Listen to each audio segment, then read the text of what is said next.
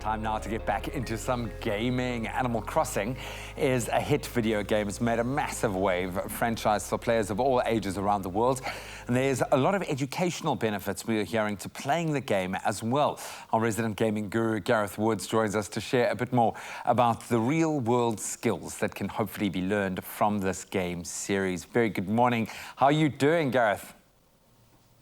Yeah, good, thanks. I'm really missing you guys in the studio. Can't wait till this whole lockdown thing's over so I can check things out live again. Oh, man, likewise. We really are feeling the distance between us. But thankfully, you are still out there, hard at work, reviewing games, so we don't have to. And this one, I think, something with a slight difference. Obviously, a lot of people know about it. You're going to be focusing our attention on Animal Crossing's latest offering, New Horizons, a life simulation game. Can you tell us a bit more, maybe for the uneducated, what is this series about and what's this edition all about?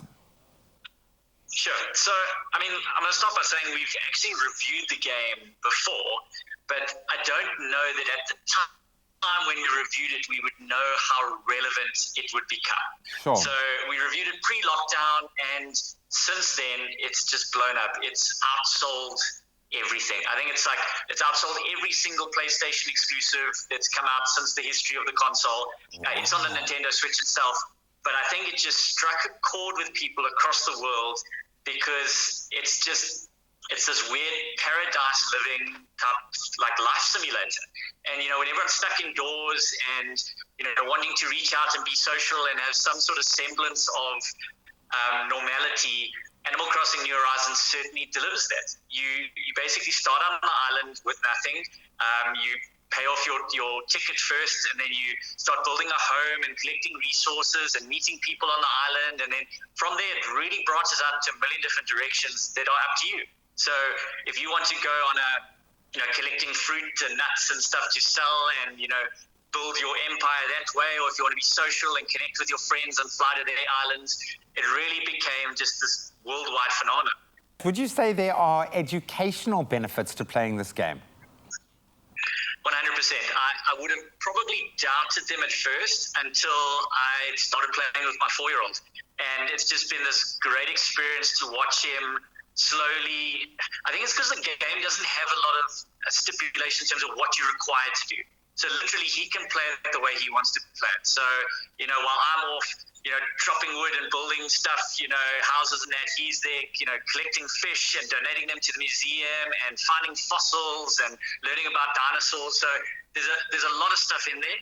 And it certainly helped, I mean, just from the basics of, like, economics and learning the power of buying and selling and all that sort of stuff, but also just being able to express himself. So, I mean, you must see his room. It's got the feng shui is all messed up. There's the bed's in the middle of the room, and there's a campfire in the corner for some reason, and live fish in the other corner. So, you know, it looks like a 4-year-old's room, but he really can just express himself and do his own thing, which is great. Is there an age group that would most benefit from playing this game, do you think? Is it really that wide open? I think it really just depends on what you're trying to get out of it. So in the sense of who would understand it, pretty much, you know, like I said, my kid's 4 and he gets it. He needs a little bit of help with some of the stuff we have to read on screen.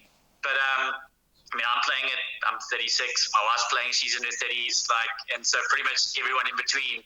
Certainly from what I see on the internet, it's one of those games that has a very broad range in terms of, accessibility. And now you've learned that you can indeed, if you want, have a campfire in the corner of your room. It's allowed. Of course.